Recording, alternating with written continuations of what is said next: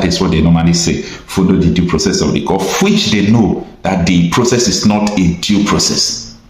It's an altered process, complicated process, hindered process. Hello, welcome to another amazing video. If this is the first time coming across this channel and you like what happens here, then go ahead and click on that subscribe button. Also turn on your post notification bell so that you get notified whenever we post videos on this channel. On this channel, we do not promote hate speech, we do not promote violence, we only bring credible information that will benefit members of the public. I want to use this opportunity, I want to use this medium to appreciate YouTube for creating such an amazing avenue that helps us bring information, credible information to the members of the public. Now, I came across this video that caught my attention. I want us to watch it together. As you watch, do not forget to like and share. One thing that a lot of people do not understand is that if Nnamdi Kanu needed to be free by all means, he could have been free since. Nnamdi Kanu can even free himself without anybody talking, and that is if he decides to abandon the struggle that led him into the detention. That is the struggle for the actualization of independent state of Biafra. And recently, now that was yesterday, being the 6th day of March 2025, Nnamdi Kanu files 2 suits against violation of his right. Demands transfer of case to Southeast, speedy trial, 100 billion damages. We are going to explain all these things one after the other. But before that, it is important to understand that before the last court case they went, where they adjourned the case indefinitely, Aloy Jimako told us that Nnamdi Kanu was preparing to file a suit that we enabled them to transfer the case to the Southeast. Time with that number, a lot of people spoke about this issue of Nnamdi Kanu, and we all understand that this man don't have that serious case before the Nigerian court, just because of some circumstances surrounding him. He is so influential. Nnamdi Kanu, his influence is too much, so it scares politicians. And every politician, especially from the Southeast, if they are few people who are not against him, there are not more than 10 people, 10 politicians who are not against him. So a lot of people actually don't really want him to be free because of so many issues. But there is a very great advantage if Nnamdi Kanu will be set free. If Nnamdi Kanu is free, all these serious killings, raping, kidnapping in the farms, all those things, it will stop automatic. It will stop. The governors from the Southeast and other people, they don't have what it takes to stop this. That is what we must know. Now, it reads that breaking, Nnamdi Kanu files 2 suits against violation of his rights. Demands transfer of case to Southeast, speedy trial, 100 billion damages.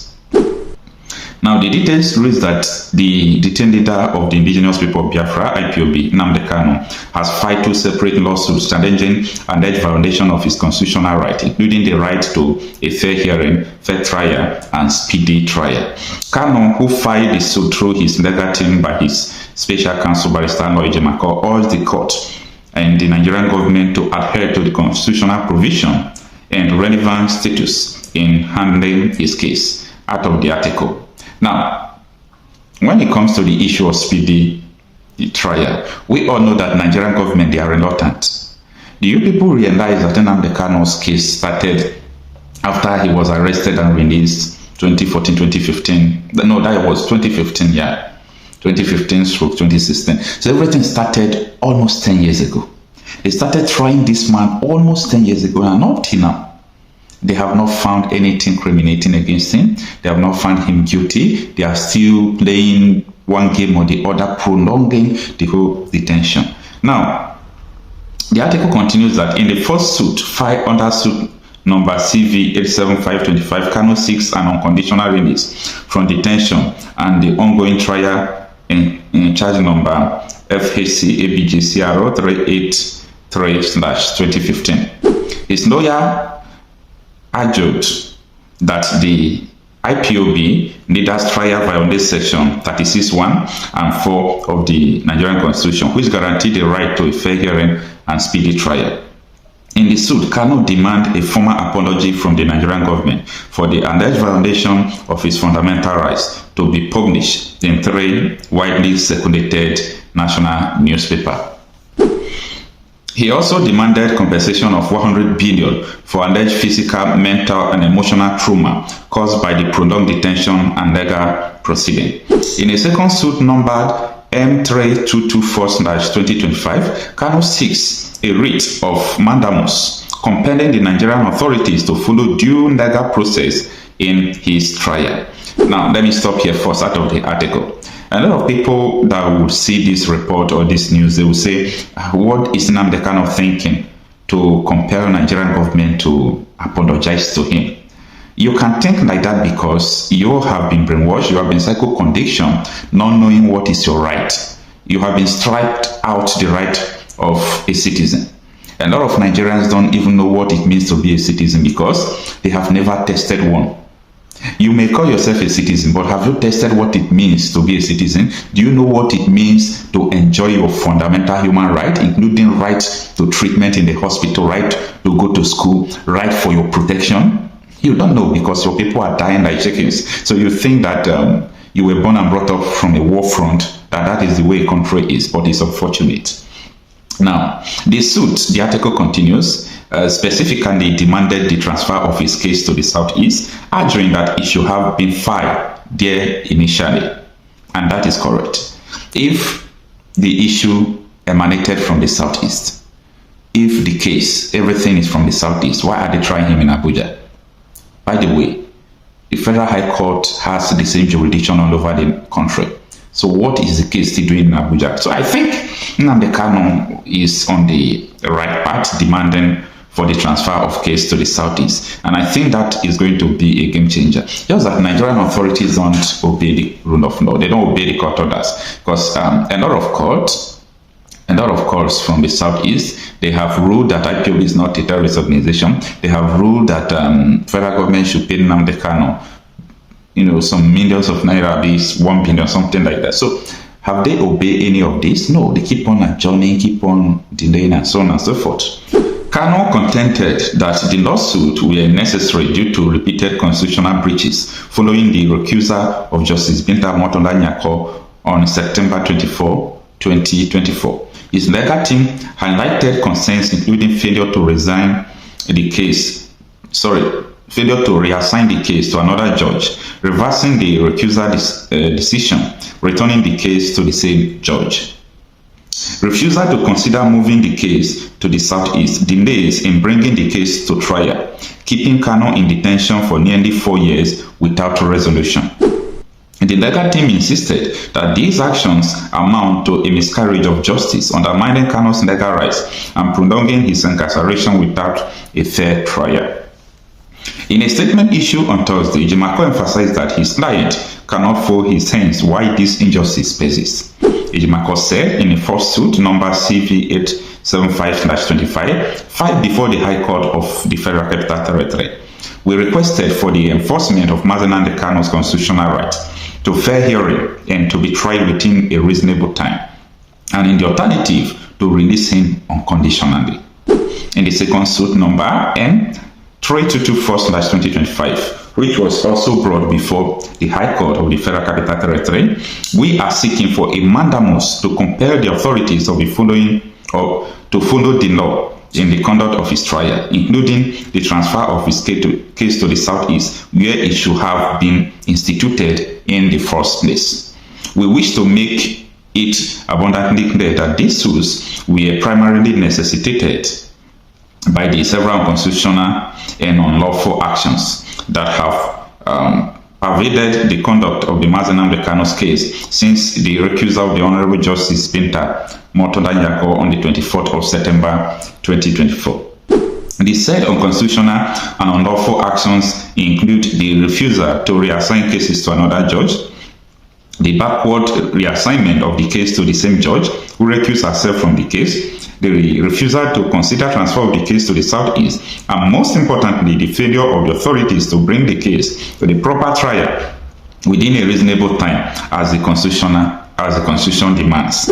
To be clear, second to the last paragraph of the article, To be clear, these actions by the authorities constitutes a grave miscarriage of justice that have altogether become highly injurious to Mazi Nnamdi Kanu legal interests, including particularly the grave injustice of keeping him in detention for almost 4 years without any prospect of a fair trial. As a human being imbued with certain inalienable rights, Mazi Nnamdi Kanu cannot fold his hands whilst this injustice persists. So this is the end of the article. Now, the report coming is that Nnamdi Kanu, again, after they adjourned his case indefinitely, he was also, told to agree to drop the struggle of, agitating for Biafra. That when he do that, then they will release him unconditionally, so he can go and play politics, to just live like normal people who doesn't know their right, who doesn't know their left from their right. So when you do that, yes, everything will just go well. We will, work with you. But you continuing with your Biafra agitation, meaning we are not going to release you. You follow the due process of the court. That is what they normally say. Follow the due process of the court, which they know that the process is not a due process. It's an altered process, complicated process. In that process, they knew what they are doing. They knew what all their plans, they know. They have the knife, they have the yam, they know where to cut it. You see, when you are fighting an animal in his territory, it's always difficult because they have the power, they have everything, they know what to do, they know where to hit you, okay? They know where to hit you. But the most important thing is that nothing lasts forever. So Nnamdi Kanu is not going to be there forever. And it's the most important thing we have to understand now is that Comrade Concern Kanu will be released this year. Okay, do not exceed this year. But let's see the response of the transfer of his case to the southeast. I believe it's going to be a game changer. So the legal thing should continue to push. We know he's going to be free. We don't know how it will happen, but we know it's going to happen. Let me know what you think on the comment section. Thank you. You know how they brazenly talk about election in this country.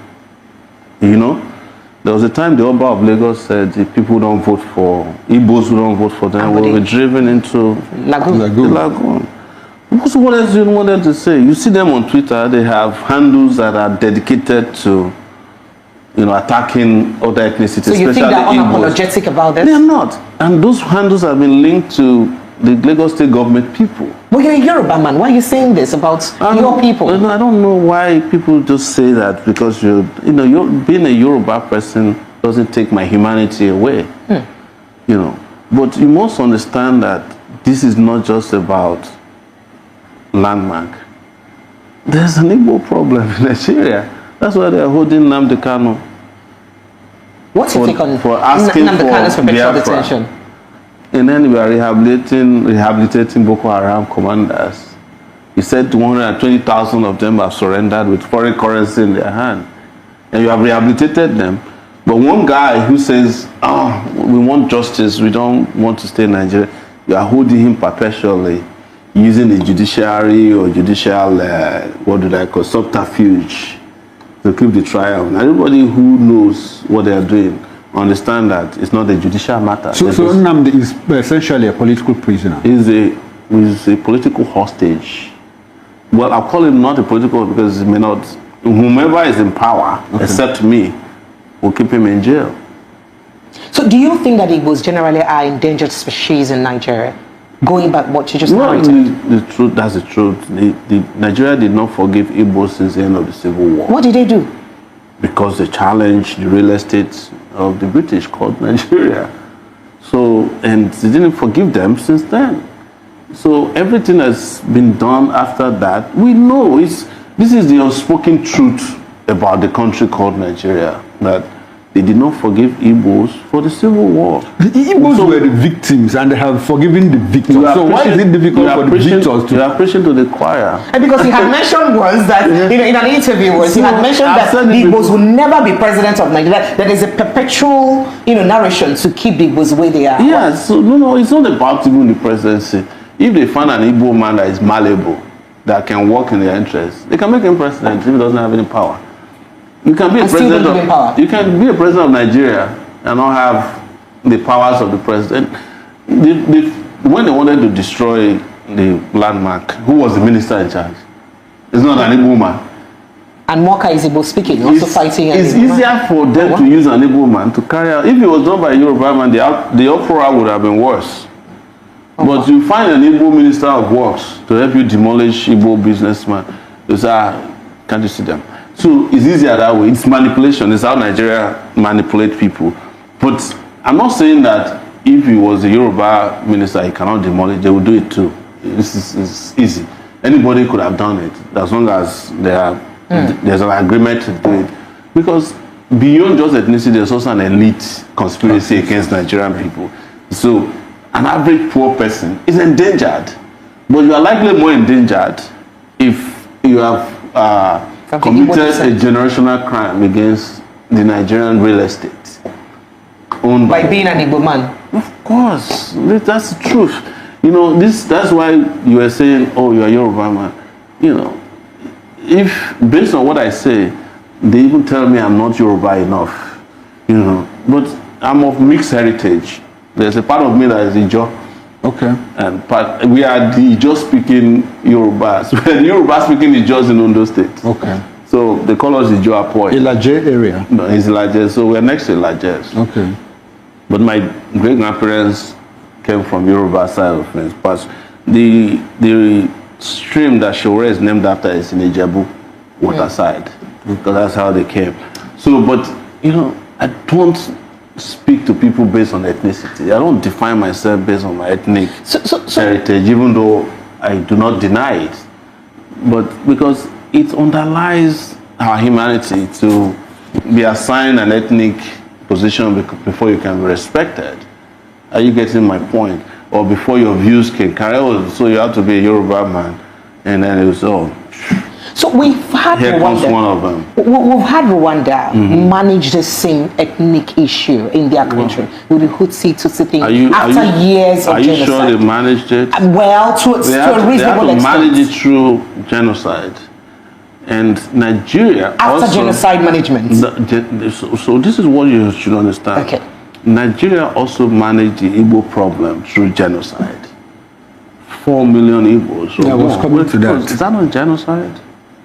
But you know the problem I have sometimes even with some of our people is that the same people who shot and killed them are more popular in their midst than those who support their rights. The Obasanjos of this world are embraced as authentic people, but these are the people who went and used third commando to massacre Igbos. What did they name this airport after? Murtala Mohammed, one of the most notorious killers of Igbos. Buhari, they kill Igbos. Danjuma, they kill Igbos. Gowon, they kill Igbos. But they even love them more than they love those of us who are fighting. People challenge me that, they hate me because I support Nnamdi Kanu. And I said, so be it. Because I know that I'm supporting justice. And I cannot support injustice because I want political favors from a country. If you want to keep carrying out genocide of political nature or continuation of it, you can go ahead. Keep voting for the criminals who are perpetrating it. Let the forest be voting for the axe because the handle is from one of them. Okay. Yeah, I said something. I would like you to touch more on it. I mean, the Igbos were the victims. Now they are forgiving the victors. There is no place you don't find the footprints of Igbos across the length and breadth. That's why I say you are preaching to the choir. It's not, Igbos are not only in Nigeria, they're all over the world. I went to Alabama in the US, and the only pharmacist there is an Igbo man. Selma, Alabama. You've heard about Selma? Yeah. It's one of the homes of the civil rights movement, where they cross that Petra Bridge. Exactly. Igbo man is there. Most likely that's what you find in every community in the US. Igbos are distributed all over the world. There's this urban legend that if Igbos cannot live in a place, the place is not livable. There was a time a New York Times reporter came to Gamboru Ngala after Boko Haram sacked the place. The only person they found there who was not a Boko Haram member, was an Igbo pharmacist. So what are you doing here? He said, well, somebody has to treat them. You know, he was that courageous enough to stay there. So I'm saying all these things so that you can understand that I understand probably more consciously better than most people do. And that informs the reason I can speak categorically about the victimization of Igbo. Otherwise, it is a taboo.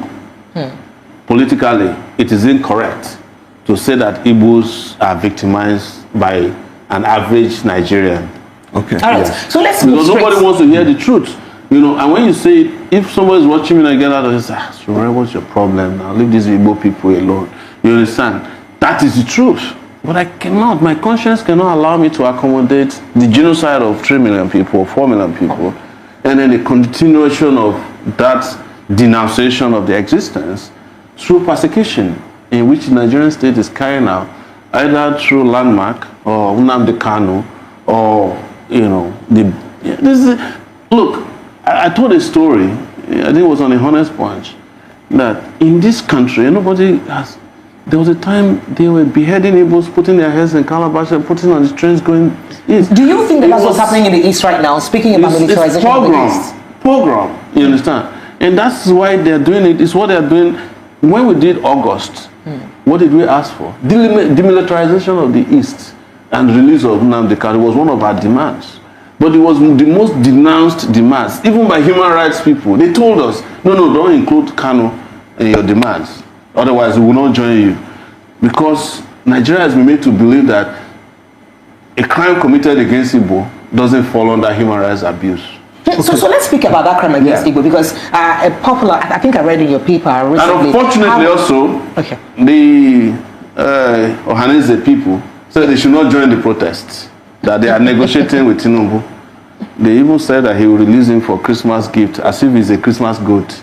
Oh, all right, so speaking about this militarization of the Southeast, recently I read in your platform, a popular media mogul, owner of a media platform in Lagos State, was dehumanized in the Southeast. He was traveling through Anambra State to Asaba Airport, and he was accosted. He and about 3 DSS officials were accosted by military personnel who, you know, dehumanized them, told them to lie on the floor. In fact, told them they were going to shoot at them, told them that they were IPOB. Do you think there has been accusations that most of the people killed in the Southeast in the guise of IPOB are really not IPOB, that they were killed by military? Do you think that this is exactly what's happening? These guys are burning down villages, Nigerian army. They are burning down villages. Like, if you are 17 years old in the East, you carry any kind of hairstyle and you run into a military checkpoint, you're automatically targeted. It's profiling. Oh, wow. You understand? But go to Katsina. Listen to this before we end this broadcast. The governor in Katsina said a whole local government with tons of bandits have only 5 policemen in their area. They have only 1 vehicle, no military. But there are bandits all over the place. Why is it that banditry and terrorism in the north is treated with kid gloves, and people who are asking for what is recognized by the United Nations as self-governance, the request for self-governance, is treated as a crime against the state? But terrorism is not treated the same way in the East. I traveled in the northern part of Nigeria during the election in 2019 and also in 2023. You can drive all the way from some of the most, you know, bandits havens. Dangerous points. Dangerous points. And there will be no policeman or army on the way. Okay. But you cannot travel in the East today. Is 1 kilometer, 1 military battalion. Unfortunately, that is what it is. Before we leave, can I ask you a personal question? Go ahead. You have we have spoken a lot here, and you are more like a repetition of speaking truth to power. Oh, sure, already you fear for your life? It's too late. You know, my life had been taken several times, to the point that all I'm dedicated to is living my life one day at a time. And the reason is this. When I was leaving the university, I did not know, I left the university at the age of 24, 25. I did not know that I would make it up to 30. So I used to say at that time that I was living on borrowed times. I'm 54 now. If I died today and an autopsy is performed on me, they will find the heart of a 90-year-old man inside my body, because it's been a lot. My heart has carried a lot of pain and anguish, but I've carried on, and as a result, I cannot be afraid of my shadows when people who didn't even do half of what I've done have died of preventable diseases, some malaria. So people like me are lucky. And if you look at the life expectancy of a Nigerian man, I think it's now 50 something, 56, 54. 56. So I've lived a few months above that. I'm going to be 55 in February. I've tried. You're not going anywhere yet. Well, before you go, before you start going where you want to go to, let's look at 2027. There's been lots of, chess playing here and there against 2027, and then coalition of, some people are already saying that there is no way anybody can beat Bola Ahmed Tinubu in any election, irrespective of his performance. No, you can if they don't come together. What do you think is the way forward for Nigeria? You can beat Tinubu in an election, but you cannot beat him in this election, and that's what they are planning. They are not going to have another election. Are you serious? Yes, they're not. How planning. do you mean? Well, let's start from here. Who conducts the election? INEC. Right? Go and find out how many federal electoral commissioners were appointed by Tinubu who are APC card-carrying members to replace the ones that are retired. Almost, infinite. Did you know that Bola Tinubu appointed 11 Supreme Court justices since he came to power? These two bodies. So there is no hope in Nigeria will continue like this? Well, if you don't want to continue like this, make it very clear that we can't continue like this. And that has to happen now. But if you don't, you are going to continue worse than this in the next few months and years to come. Because they have already decided the next selection. That's a tough call. Yeah, but they may not. The only thing that I'm hopeful about is that they may not be as lucky as they did last time. Because I think people are tired too. Do you think they really are tired? Well, they're tired, but the question is, do they have the energy to push back? That's the question. But in terms of tiredness, you can see it's written all over the horizon. Nigerians are tired. Why do you think they lack the energy to push back if they're really tired? You see, Nigerians have, and I'm going to say something that will be controversial. Nigerians have a gene in their DNA called the happiness gene. It's called the happiness gene. And they are happy regardless of what they go through, what I call foolish happiness.